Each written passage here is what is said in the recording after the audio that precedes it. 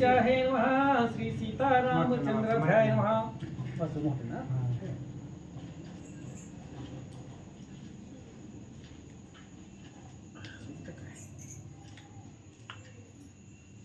दोन स्टॉल बी दिले. तीन झालं मी आल्यावर आणि गॅप बारते जय जय सीतावरा जय राम कृपसागरा अवतरला भक्ता लागी करुणी दुष्टाचे हनन साधू जना रक्षीसी पूर्ण परी मित्र आणि तुझ लागून सर्व काळ सारिखे. ग्रंथकर्ते या ठिकाणी सांगतायत कालचं कथेचं अनुसंधान. बस भगवान परमात्मा आहे आणि तो असणारा रामचंद्र साधू जणांचं संरक्षण करणारा, ज्याला अपराधी आणि निरपराधी समान बुद्धी असा असणारा भगवान श्री रामचंद्र आहे. सगळे काळ सारखे असणारा तो भगवंत आहे असं सांगतात. मित्र भावे भक्त स्मरती वैर भावे असुर चिंतिती परी दोघ एकच गती देसी अंती दयार्णवा. आणि भगवंता तुम्ही कसे आहेत? मित्र भावानं भक्त स्मरण करतायत आणि राक्षस आसुर भावानं स्मरण करतायत. दोघही स्मरणच करतायत, तुझं ध्यानच करतायत. पद्धत वेगवेगळी आहे. जी भक्त आहे ती प्रेमानं स्मरण करतात, भक्ती करतात, आणि जी दुष्ट आहे ती विरोध भक्ती करतात. दोघांचाही उद्धार तू करतो असं सांगतात. तुझे चरित्र अगाध पूर्ण कोणी कथिती ऐकती जन हे उद्धरती ऐसे महिमान तुझे असे श्रीरामा. भगवंता तुमचं चरित्र आघात आहे, समुद्रासारखं तुमचं चरित्र आहे, त्याचं वर्णन करता येत नाही. आणि मग कोणी असणारे तुमचं चरित्राचं वर्णन करताय, कोणी सांगतय, कोणी ऐकतय, कोणी वाचतय. जसं जमल तसं तुमच्या चरित्राचं उच्चारण जगतामध्ये होतं असं महाराज सांगतात. गत अध्यायी कथानक झाले शत्रुघ्न विद्यमानी शिवधीले सकळ राक्षस शरण आले तया दिदले जीवदान. पाठीमागच्या अध्यायाचं अनुसंधान आहे पुष्कराचं आणि ते असणाऱ्या विद्युत मालीचं युद्ध झालं. पुन्हा लक्ष्मीनिधीचं आणि विद्युत मालीचं युद्ध झालं. ही विद्युत माली रावणाचा मित्र असल्यामुळं, कपट असल्यामुळं कुणालाच ऐकत नव्हता. पण शत्रुघ्न महाराजांनी त्यांना असणाऱ्या स्वसामर्थ्याने मारलं आणि सगळे असणाऱ्या राक्षसांना अपजय प्राप्त झाला आणि इकडं राम सैन्याला विजय मिळाला असं सांगतात. शेष म्हणे वासयना ऐक्या आता पुढील कथना दैत्य वधित शत्रुघ्ना सकळ वीरी स्तविले. शेष महाराज पाताळाच्या ठिकाणी वात्स्ययन ऋषीला ब्राह्मणाला सांगतायत की ते असणाऱ्या राक्षसाला मारलं शत्रुघ्नानं. त्यावेळेस सगळ्या राम सैन्याला, ऋषी मंडळीला, जगती तळाला आनंद झाला. दुष्टवधाचे योग्य सकळ आनंद पावले भूपाळ सहस्त्रकर झाला निर्मळ पवन सुगंध वाहो लागला. दुष्ट राक्षसाला मारल्यामुळे वातावरणामध्ये बदल होत असतो आणि पवन असणारा वारा सुद्धा सुगंधित वाहू लागला. पशु पक्षी आकाशामध्ये फिरू लागले. साधू संताला आनंद वाटू लागला असं सांगतात. नद्यांची उदके निर्मळ झाली सकळ प्रजा आनंदली जिकडे तिकडे कीर्ती पसरली शत्रुघ्नाचे पराक्रमे. नद्यांचं पाणी निर्मळ झालं, प्रजाला आनंद वाटला आणि जिकडं तिकडं शत्रुघ्नाची कीर्ती सगळ्या असणाऱ्या पंचकृषीमध्ये पसरली, वाढू लागले. सकळ सैनिक सिद्ध होऊन म्हणती शत्रुघ्ना लागून आता अश्वा लागी गमन करावया सोडावे. आणि मग सगळी सांगू लागली. आता म्हणले घोडा पुढे चलू द्या, म्हणले जाऊ द्या. आणि मग सगळ्यांच्या ऐकून, सगळ्याचं बोलणं ऐकून शत्रुघ्न महाराज काय करतात? ऐकून तयाची वाणी सोडी श्याम करना लागोनी तो चालीला तोरे करोनी वन पवने उल्लिंगित. आणि मग घोडा पुढे निघालेला आहे. वन, उपवन, पर्वत, गिरी, दर्या सगळ्यांचं उल्लंघन करत करत करत करत अश्व पुढे निघालेला आहे. कुठं गेला? मागे सकळ सैन्यासहित शत्रुघ्न निघाला त्वरित तवरेवा तीर प्रत अश्ववर पातला. घोड्याच्या पाठीमाग सगळं सैन्य आहे शत्रुघ्न महाराजासहित. रेवा नदीचं पात्र आहे आणि त्या रेवा नदीच्या किनाऱ्यावरती घोडा येऊन थांबला. नदी तिरीचा मार्ग लक्षुण हळूहळू करी गमन तव मार्गे पातल शत्रुघ्न सकळ वीरा समवेत नदीच्या तीरेचा मार्ग त्या ठिकाणी क्रमण करत करत घोडा तिथपर्यंत पोहोचलेला आहे. पाठीमागून सगळं सैन्य येऊन त्या असणाऱ्या रेवा नदीच्या पात्रावर किनाऱ्यावर थांबलं. या स्थानी ऋषीचा श्रम शोभायमान पवित्र नाना जातीचे विहंगम ठाई ठाई क्रीडती. आणि त्या असणाऱ्या आश्रमाच्या त्या नदीच्या किनाऱ्यावरती ऋषीचे आश्रम होते. ठाई ठाई म्हणजे जागोजागी पक्षी आकाशामध्ये उडत होते.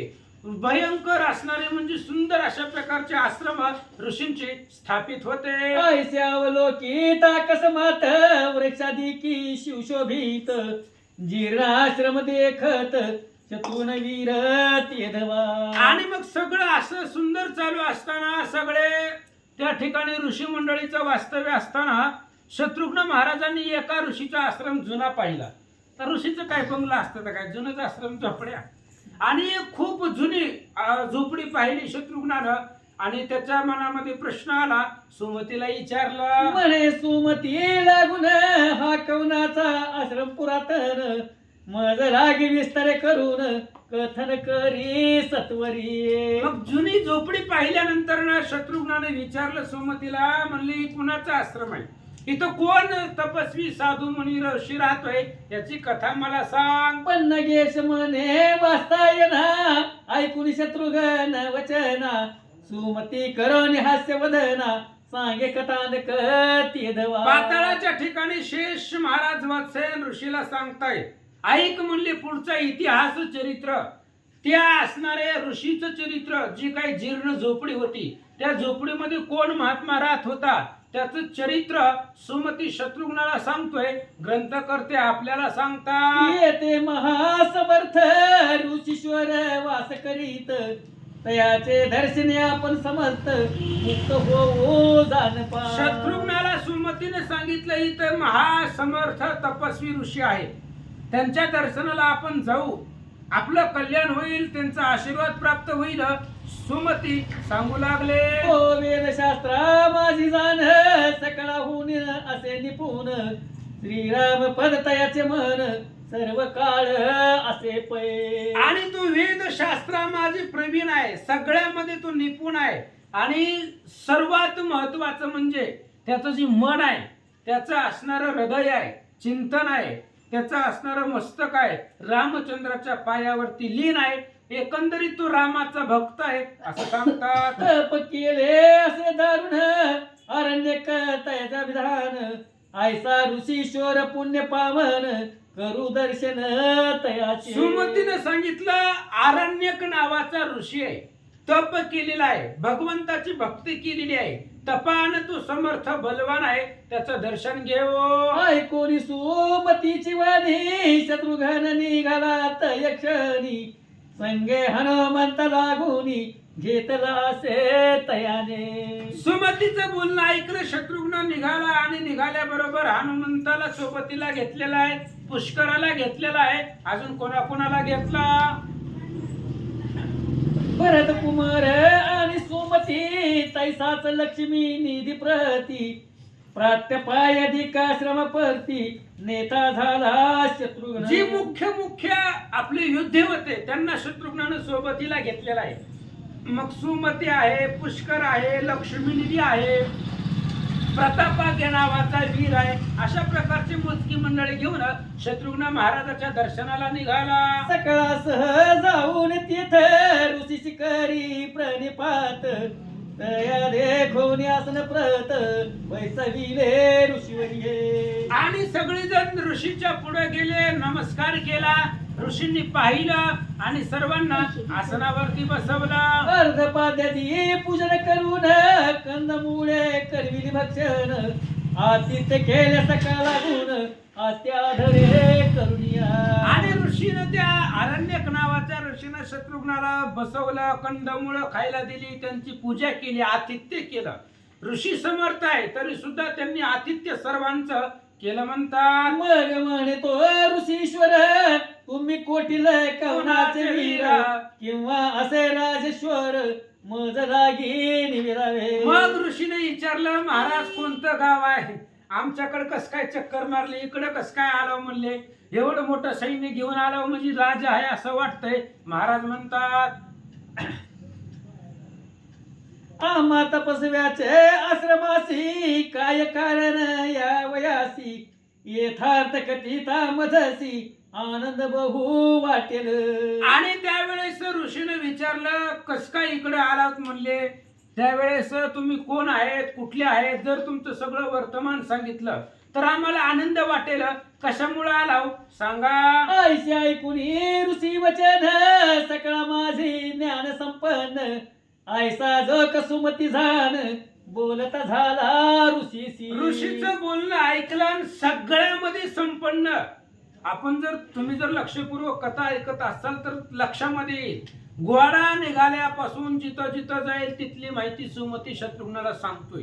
सगळ्या ज्ञानामध्ये माहितीमध्ये सुमती होता आणि तो सुमती सांगू लागला आम्ही कोण आहे, कशासाठी आला. ऋषीवर्या करी श्रवण रघुवंशाच्या रायधान, अश्वमेधा कर्ण श्याम कर्ण सोडिला असे पृथ्वीवरी. आहे का म्हणले ऋषी महाराज, आम्ही इथं कशाला आलोय. अयोध्येचा राजा राम आहे आणि त्या रामचंद्रानं अश्वमेध यज्ञ केलेला आहे आणि ते यज्ञ परिपूर्णता करण्यासाठी पृथ्वी प्रदक्षिणासाठी त्यांनी घोडा सोडलेला आहे आणि त्या घोड्याच्या पाठीमागं त्याच्या संरक्षणासाठी आम्ही आलो. आम्ही सकळ तयाचे रक्षक दर्शन आलो आपला जवळीक, ऐसे ऐकून या देख हास्य करील पोधन. आणि सुमतीने सांगितलं रामचंद्र यज्ञ करतायत कशासाठी तर पाप घालवण्यासाठी आणि ते असणाऱ्या घोड्याच्या संरक्षणासाठी आम्ही आलेलो आहोत असं सुमतीच्या मुखातून ऐकलं. ते असणाऱ्या अरण्यक ऋषीला हसू आलं. काय म्हणतात म्हणे हे अघोर यज्ञासती तयापासून पुण्य प्राप्ती, तेने मिळे नाशवंत संपत्ती भोगून पुन्हा जन्म होय. ऋषीने सांगितलं कशाला यज्ञ करायला लागला तुम्ही. यज्ञ करून काय भेटतं, पुण्य भेटतं. आणि पुण्य काय आहे, पुण्य काय अविनाशी आहे का.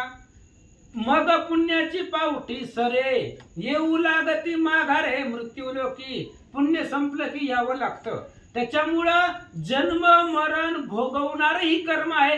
का करायला होतं असं ऋषी मंडळी पहा विचारतात. पहा वेळ जन प्रत्यक्ष हरी ते सोडून, अन्य देवाची उपासना करून व्यर्थ कासयासी नती. बघा बघा म्हणले वेडे असणारी लोक आहेत. प्रत्यक्ष आता ही लोक रामाला सोडून आलेत आणि रानावानामध्ये हिंडायला लागलेत. काय गरज आहे का. अरे मुक्तीचा दाता तो राम आहे. सगळ्यांना सायुज्य जी पाहिजे ती मुक्ती मोक्ष देणारा त्याचा मालक राम आहे. तुम्ही सोडले त्याला तिथं आणि त्या रामाला सोडून रानावानाने हिंडायला लागला असं ऋषी मंडळी बोलतात. प्रत्यक्ष लक्ष्मीचा पती अवतरला असे जगती, जो श्रीराम देईल मुक्ती तया सोडी ती मूर्ख जन. अहो प्रत्यक्ष लक्ष्मीचा नवरा पृथ्वी तलावरती अवतरलाय ना तो राम. लक्ष्मीचा पती आहे आणि त्या रामाला सोडतात अधम लोक, मूर्ख लोक. त्या रामाला ओळखत नाही. मनोनी अर्जुना मी नसे आईसा कवनु ठाव असे, परी प्राणियाचे दैव कैसे जे मजनी न ती माते. म्हणून ऋषी मंडळी सांगतायत लक्ष्मीचा पती, लक्ष्मीचा मालक जगामध्ये अवतरलाय. लोक त्याला ओळखत नाही. नाम घेता सहज गती सकळ पातके दहन होती, तया सोडून याग करीती व्रत आचरती बहुसाल. अहो रामाचं नाव एवढं समर्थ आहे. एकले एक जयाचे नाम महादोषा करी भस्म, कलियुगी साधनांचे नाही काम. श्रीराम नामा वाचुनिया. ते रामाचं नाव मुक्ती देतं, मोक्ष देतं आणि ते नाव सोडून बाकीचा उठा प्रयत्न लोक करतात असं महाराज बोलतात. सकळ दुःख मूळ मूळ आचरती केवळ, राम नामाचे सुलभ फळ शाश्वत सर्व काळ त्याची पै. आणि सगळ्यात सोप म्हणजे राम नाम आहे. बाकीची साधन ते दुःखाचं मूळ आहे आणि राम नाम म्हणजे गोड फळ आहे. अमृतापेक्षा सुद्धा गोड आहे. अमृताहुनी गोड नाम तुझे देवा. असं असणारं रामाचं नाव आहे आणि ते लोक सोडून देतात असं सांगतात. सकाम योग याग करीती म्हणून पुनरपी जन्म घेती.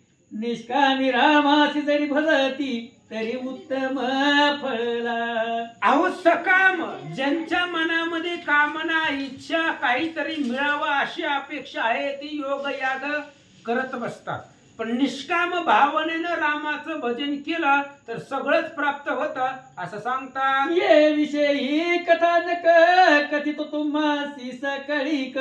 जेणे करून मनसी हरिक प्राप्त होय तुमची. आणि ते रामाच्या नावामध्ये रामाचं नाव किती गोड आहे, किती सोपं आहे, किती फलदायक आहे या विषयीची तुम्हाला एक गोष्ट सांगतो, कथा सांगतो. अरण्यक ऋषी सुमती शत्रुघ्नाला सांगतात. ऐकाता चित्त देऊन एक काळी माझे मन करावय तीर्थटन उत्सुक झाले बहुतची. आणि एकदा मला असं वाटलं काही तर झोपडीमध्ये बसून करायचंय. चला म्हणले आळंदीला पंढरपूरला जाऊ, म्हणले देवदर्शन करू, तीर्थयात्रा करू. लातूरला भव्य दिव्य असणारा सोहळा चालू आहे, तिकडं जाऊ माऊलीचं दर्शन घेऊ असं वाटलं. म्हणून तीर्थयात्रा करण्यासाठी निघालो. काय झालं? म्हणून निघालो सतवरी फिरलो तीर्थे पृथ्वीवरी. तपोधन देखील परोपरी ठाई ठाई अनेक. म्हणून निघालो मी तीर्थयात्रा करायला निघालो. जात असताना प्रत्येक ठिकाणी ऋषी मंडळी साधू लोक मी पाहिले. तत्वोपदेश सकाळ लागून पुशीला प्रार्थनीय जाण. परी मजसी न सांगे कवन तेने उद्विग्न मी झालो. मग मी अनेक ऋषी मंडळीला विचारलं, तत्वज्ञान विचारलं, जीवनाचे तत्व ज्याच्यामध्ये आहे ते ज्ञानाची माहिती विचारली. पण एका बी ऋषीनं महाराजांना ती मला माहिती सांगितली नाही. इतक्या माझी काय झाले माझे पूर्वपण. इतक्या माझी काय झाले माझे पूर्व पुण्य उदेले. तीर्थाटन लागी वाहिले येणे केले ऋषीवर्ये. आणि एवढ्या वेळामध्ये माझं पुण्य फळाला आलं आणि पुण्य उजळलं रे भाग्य. आता माझं भाग्य उजळलं आणि एक महाराज मला भेटला, तीर्थाला आला. कोण होता? नामजयाचे लोमेश मुनी मार्ग भेटला मज लागुनी. तया लागी नमन करोनी काय वदलो ते ऐका. आणि तीर्थयात्रा करायला जात असताना मला लोमश ऋषी भेटले आणि लोमश ऋषींना मी नमस्कार केला. आणि महाराज काय म्हणाले? दुर्लभ नर देहाची प्राप्ती मज लागी झाली निभूती. तयाची सार्थक टक्के होती करावी ते मज निवेदी. मग त्या लोमश ऋषीला मी विचारलं, म्हणले महाराज हे नरदेह आम्हाला मिळालाय, दुर्लभ आहे. आंधळ्याच्या हातामध्ये कावळा सापडावा तसा नरदेह आपल्याला मिळालाय. मग त्या नरदेहाचं सार्थक करायचं काम आपलं आहे. मग आता या देहाचं सार्थक कसं करू, मला काही उपाय सांगा. हा संसार सागर घोर तेर कैसा पावेन पहिलं पार. सांगी जयाचा विचार मज लागी कृपाळू. भगवंता तुम्ही लोमश ऋषी ज्ञानी आहेत, समर्थ आहेत, तपस्वी आहेत. संसार सागरामधून तरुण जाण्याचा उपाय सांगा, पर्याय सांगा. तुम्ही कृपाळू आहात, सांगा. काय करावे व्रतदान किंवा जपतप अनुष्ठान. कवण्या देवतेचे आराधन करून मुक्ती मज होय. कोणतं व्रत करावं, कोणतं दान करावं किंवा जप तप अनुष्ठान किंवा कोणत्या देवताचं आराधन करावं जेणेकरून माझ्या नरदेहाचं सार्थक होईल असं मला सांगा. सकळ जानत आपण योग्या दसी असा निपुण. तरी मज लागी साधन निवेदावे मुनिवर्या. महाराज तुम्हालाच का विचारलं, कारण तुम्ही वेदशास्त्र संपन्न आहात, सगळं जाणणार आहेत, योग अभ्यासामध्ये निपुण आहात. म्हणून मला सांगा देहाचं सार्थक कशात आहे. ऐसे प्रार्थिता तया लागून काय वदला कृपाघन. प्रश्न ऐकून माझे मन अत्यानंद पावले. आणि मग मी असा प्रश्न त्यांना केल्याबरोबर लोमश ऋषींनाही आनंद वाटला. काय प्रश्न विचारलाय, देहाचं सार्थक आजकाल कोण विचारायला लागलंय हो. देहाचं सार्थक कसं करायचं कोणी विचारलं का आतापर्यंत? मग असे प्रश्न आपल्याला विचारले म्हणजे हा ऋषी सुद्धा प्रवीण आहे, ज्ञानी आहे असं वाटलं होतं. तू विचारीले उत्तम तरी कथितो तुझला गुण दान व्रत या गादी जाण देती स्वर्ग सुखासी. लोमश ऋषींनी आरण्याक ऋषीला विचारलं, तू उत्तम प्रश्न विचारलेला आहे. हे बघ, दान धर्म तप योग याग ही केल्यानंतर ना उत्तम फळ प्राप्त होतं, यानं स्वर्ग प्राप्त होतो. पण ही नव्हे ती मोक्षदायक म्हणून तू ते सांगतो ऐक जे असे पाप नाशक तयाचे महिमान श्रवण करी. म्हणून ऐक, ही मोक्षदायक नाही, यानं स्वर्ग भेटतो. स्वर्गातला आनंद, स्वर्गामध्ये राहता येतं, वैकुंठामध्ये राहता येतं, कैलासामध्ये राहता येतं, पण मोक्षदायक हे नाही. मोक्षदायक आणि पाप नाशन करणार कोणतं व्रत आहे सांगतो. जे नास्तिक अधर्मी जन तयन सांगावे कदापि जाण तैसेच जे अभक्त पूर्ण निंदक कुटिळ असती पै. आणि हे ज्ञान कुणालाही सांगायचं नाही. जे अभक्त आहेत, कुटिळ आहेत, वाईट प्रवृत्तीची लोक आहेत, ज्यांच्या मनामध्ये द्वेष आहे, अशा लोकांना हे ज्ञान सांगू नये असं महाराज सांगतात. जे कसरा असती शांत तेच झाले जे राम भक्त वैराग्य श्रीराती विरक्त कधी तया प्रतिबोध. आणि हा बोध त्याला सांग जो शांत आहे, आणि जो शांत आहे तोच रामाचा भक्त आहे. रामाच्या भक्तापाशी राग नसतो, काम क्रोध लोभ काही नसतं, म्हणून त्याला सांगावं. भक्ती जयाचे अंगी वसे तेथीच देव राहत असे अभक्त जनात न गवसे कवण्याही योगे कदापि. ज्याच्या अंगामध्ये भक्ती आहे त्याच्यापाशी ज्ञान आणि वैरागी राहतात. ज्याच्याकडे भक्ती आहे देव त्याच्यापाशी आहे. कारण भक्त समागमे सर्व भावे हरी न सांगता करी सर्व काम. जिथं भक्ती आहे तिथंच भगवंत आहे असं सांगतात. भक्ती आणि वैराग्य जाण भगवंत प्राप्तीचे लक्षण जया अंगी बांधली हकून तयाची घन प्राप्त होय. जिथं भक्ती आहे तिथंच वैराग्य आणि ज्ञान आहे. जिथं भक्ती ज्ञान वैराग्य आहे तिथंच भगवंत आहे, आणि हीच भक्ताचं लक्षण आहे असं लोमश ऋषी अरण्याक ऋषीला सांगतात. पूर्वीने आपुल्या बालकावरी दृष्टी ठेवून तृप्त करी तैसा दयाळू श्री हरी आपुल्या भक्ता पाळीत असे. आणि लोमश ऋषी सांगतायत भगवंताचं ते काम आहे. आपल्या भक्ताचं संरक्षण कसं करतात. कुर्मीने कासव आपल्या पिल्लाला फक्त पाहत, आणि कासवानं पाहिल्याबरोबर तिच्या लेकराचं पोट भरतं. तशा पद्धतीने भगवंत आपल्या भक्ताकडे फक्त पाहतो कृपा दृष्टीनं असं सांगतात. रामाविना काही सत्य वस्तू दुजी नाही व्रत यज्ञादी सकळ नाशवंत फळ देती. जगामध्ये राम नामापेक्षा सत्य गोष्टी दुसरी कोणतीच नाही, म्हणून राम नाम सत्य आहे. राम नाम खराय, रामच खराय. सत्य तू सत्य तू सत्य तू विठ्ठला. भगवंताचं नावच खरंय आणि सत्य आहे. आणि रामाला जर सोडलं तर लटिका व्यवहार सर्व हा संसार वायर झार हरिविना. कोणी करीती योगाभ्यास सिद्धी प्राप्त होय तयास तेने भूलोने राम पदास सुखती सर्वदा ते योगी.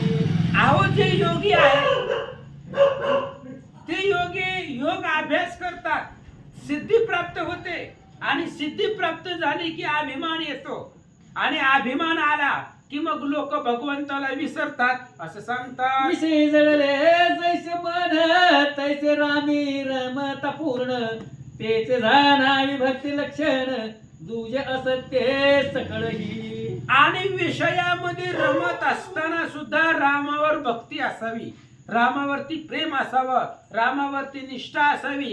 हीच भगवंताच्या भक्तीचं वर्म आहे, बाकी सगळं खोटं आहे. लोमश ऋषी सांगतात. सर्वदा रामी मन रंगता मग नसता याची भिन्नता चतुर्विध मुक्ती तत्वता तेची जाण सत्यत्वे. राम नामामध्ये जर मन रंगलं गेलं तर मग चारही मुक्त्या प्राप्त होत आहेत. हे बाकी दान धर्म योग हवन यज्ञ ह्यानं स्वर्गवास होतो, ह्यानं मोक्ष भेटतो, ह्यानं कुठली बी एक मुक्ती भेटते.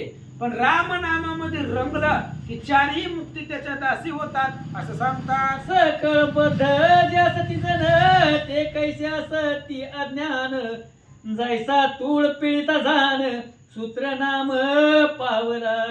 आणि बाकीचे जे बद्ध लोक आहेत ते अज्ञान असतात आणि ते अज्ञान असल्यामुळं भगवंताला ते ओळखू शकत नाहीत असं सांगतात. तैसे माया योग्य करून धरित पीळ अभिमान तेने विसरले मुळीचे खून अज्ञानपणे नासले. तशा पद्धतीने मायेनं जीवाला बांधलेला आहे, आपल्याला बांधलेला आहे. याच्यामध्ये नवल नाही. देवाच्या बापाच्या पायी वहिले मायेने बिडी ठोकिली तेथे माईकाची व सकाळी मुक्त कैसी होती परी अभिमान पिळ काढावया गुरु फिरवी उलटुनिया ते मूळ रूप आपसया प्राप्त होई सत्वर. अभिमान रूपी पीळ बसलेला आहे जीवाला आणि ते अभिमान रूपी पीळ काढण्यासाठी गुरु लागतो. गुरु शिवाय अंतःकरणामधला अभिमान जात नाही असं महाराज सांगतात. स्वतः हेची खून रामा वाचुनी तारक पूर्ण कोणी नसे सत्य जाण तुझ लागी म्या कथील. लोमस ऋषींनी सांगितलं, महाराज अरण्यक ऋषी तुम्ही विचारलंय जीवनाचं सार्थक कशामध्ये आहे, नरदेहाचं सार्थक कशामध्ये आहे, तर रामचंद्राचं भजन करा, रामाचं स्मरण करा, याच्याशिवाय मानवी जीवनाचा उद्धारच नाही असं ऋषी सांगतात. कोणी असोनी अंत्यज याती अखंड स्मरे राघव प्रती तरी तयासी होय मुक्ती पावेल गती उत्तम. अहो कोणी बी असू द्या, अंत्यज असू द्या, आणि तो अंत्यज जरी असला तेल टाका त्याच्यामध्ये, तेल थोडं. तो अंत्यज जरी असला तरी रामनामाने उद्धारतो आणि रामनामाने उद्धार होतो. पुरावा आहे आपल्याकडे. श्रीराम उच्चारे गणिका तात्काळ गेली वैकुंठ लोका हा निश्चय होता कैलास नायका ध्येयमूर्ती मनवणी असं रामनाम श्रेष्ठ आहे महाराज सांगतात. मग वेदशास्त्रे करून निपुण जे कास ती ब्राह्मण ते मुक्त होत आश्चर्य कवन तुची सांगे मज लागी. मग वेदशास्त्रामध्ये निपुण प्रवीण असणारे जे काही ब्राह्मण आहेत ते मुक्त कशाने होतात मला सांगा. वेदशास्त्राचे रहस्य तुझसी केले प्रकाशित सत्यत्वेसी आता जैसे असेल मानसी तैसे आचरी विप्रोतम. वेदाचा अर्थ तुला सांगितलेला आहे. आता वेदाचा अर्थ काय आहे. वेद अनंत बोलिला अर्थ ही तुकाची साधिला. काय वेदाचा अर्थ आहे. विठोबासी शरण जावे निज निष्ठे नाम गावे रामचंद्राचं नामस्मरण करावं एवढंच वेदानं सांगितले आणि ते पण मी तुला सांगितलंय. तुला जसं करायचं तसं कर. ऐसे लोमशाचे भाषण ऐकता मागुती केला प्रश्न तोही तुम्हाला गुण निवेदितो सकळी कर. अरण्यक ऋषीनं लोमश ऋषींनी सांगितल्याबरोबर पुन्हा त्या ऋषींनी लोमश ऋषींना प्रश्न केला आणि काय विचारलं ते मी तुम्हाला सांगतो ऐका. कैसे करावे राम ध्यान कवन्या परी करावे पूजन हे म्हणजे करी निवेदन म्हणून प्रार्थिले तया ते. मी पुन्हा लोमश ऋषीची प्रार्थना केली. त्यांना विचारलं तुम्ही म्हणताय रामाचं भजन करा ध्यान करा पण कसं करा, कसं करायचं त्या रामाची पूजा त्यांचं ध्यान अंतःकरण एकत्र कसं करायचं सांगा. मग बोलिला ऋषीश्वर जेने गोष्पदवत भक्त सागर आयसा राम ध्यान साचार तुझ लागी निवेदितो. आणि मग त्या ऋषींनी सांगितलं रामचंद्राला विसरायचं नाही क्षणभर सुद्धा. गायीच्या पाय त्या ठिकाणी पडल्यानंतर ना त्यात पाणी साठतं तेवढा वेळ सुद्धा त्या असणाऱ्या रामाला विसरू नको. आई योगी सर्वदा ध्याती जयासी जयाचे न पावती परमपदासी तोची श्रीराम सुख रासी कोटे असे ते ऐक. मग तो राम कुठं आहे. योगी लोक ज्याचं ध्यान करताय ब्रह्मादिक देव ज्याचं स्मरण करताय तू राम कुठं राहतो मी सांगतो. रम्य जे का अयोध्या नगर शरवी तीरी परम सुंदर तया माझे मंडप सविस्तर शोभत असे साजिरा. जगतामध्ये परम पवित्र जगाला जीवाला पावन करणारी अयोध्या नगरी आहे आणि त्या अयोध्येमध्ये रामचंद्र राहतात. महाराज सांगू लागले तया मंडपाचे मध्यभागी जाण कल्पवृक्ष तळी सिंहासन रत्न खचित शोभायमान मांडिले असे झगझगीत. आणि त्या असणाऱ्या अयोध्यामध्ये शरयू नदीच्या किनाऱ्यावरती मंडप आहे. विस्तीर्ण भव्य दिव्य मंडप आहे आणि त्या मंडपाच्या आतमध्ये राम आहे. तया सिंहासनावरती जी का सुंदर मनोहर मूर्ती तोची झान सीतापती आठवी चित्ती तया ते. आणि त्या सिंहासनावरती अतिशय मनोहर सुंदर मूर्ती जी आहे तोच राम आहे आणि त्या रामाचं भजन कर. आपुल्या अंग तेजे करून करीतमाचे निरसन दुर्वाग्र जैसा शोभायमान तैसा श्यामवर्ण दिसत असे. रामाचं वर्णन आहे. जैसे राका चंद्र दिसत शांत आणि सुशोभित तैसा परी विराजित मूर्ती मनोहर साजरी. आठवीचा चंद्र जैसा दिसे तैसा चंदन टिळक भासे मस्तकी केश शोभती जैसे उज्ज्वल ओतिले वाटत रत्न जडित मुकुट चिरी कुंडल शोभती मकर आकारी ओष्ट विद्रुमाचे परी दंत चमकती हिरे जैसे जया कुसुमा परिधान जीवातयाची शोभायमान चारी भेद हस्त जोडून शास्त्रासह उभ्या सती कंबू परी कंठ शोभत सिंहा परी स्कंद विराजत उंच आणि पुष्ट बहुत अजान बाहू शोभतसे केयूर कटकी करून दिसत असे शोभायमान जया हृदय वत्सलांछन भूषण देत सर्वदा आवरता परी नाभिस्थान कटी मेखळा मणिमय जाण दश अंगुळी मुद्रिका घालून मूर्ती साजेरी दिसत असे जैशा रंभा शोभती सरळ तैशा मांड्या अस्ति कोमळ आरक्त वर्ण पद तळ ध्वज पताकाधी चिन्ह शोभती ऐसी जी का मनोहर मूर्ती भक्त जन यासी घ्याती ती ते घ्याता तुझ प्रती सायुजता प्राप्त होय. अशा पद्धतीने महाराजांनी काय 10 वाचले असतील. ते रामाचं स्वरूप आहे आणि रामाचं स्वरूप आपल्याला सांगता येत नाही मला, कारण 4 वेद 6 शास्त्र हजारो मुखाचा जमला त्याला कळलं नाही. आपल्याला इथं बसून काय करणार आहे 4 आणि 5 मध्ये. म्हणून रामाचं स्वरूप आहे सांगण्याचा प्रयत्न करावा, पण राम असाच आहे आपल्या बुद्धीच्या पलीकडे त्याचं वर्णन आहे असं म्हणले. अशा प्रकारचं रामचंद्राचं स्वरूप आहे आणि योगीजन ज्याचं ध्यान करतात त्याचं तू भजन कर, तुला सायुज्य मिळेल. निशिदिनी करिता राम ध्यान किंवा करिता चरण पूजन तुटेल संसार बंधन निचे तुझे कटिले म्यान. आणि अशा प्रकारे रामचंद्र आहे त्या रामचंद्राचं स्वरूप आहे त्याचं असणारं नामस्मरण कर आणि तुझा उद्धार होईल. सकाळ संध्याकाळ चरणाची पूजा कर असं लोमश ऋषी सांगतात. ऐसे लोमेशाचे वचन आरण्यक सांगे सुमती लागून पुढीला ध्याय आणि निरूपण हेच असे विस्तारे. आता पुढचा अध्याय बी ह्याच्यामध्येच जाणार आहे. आरण्यक ऋषी ना लोमश ऋषींनी सांगितलं रामाचं भजन कसं करायचं. आता हे अध्यायामध्ये जे सांगितलं ते परिपूर्ण नाही. पुढच्या अध्यायामध्ये सुद्धा विस्तारानं हेच वर्णन आहे.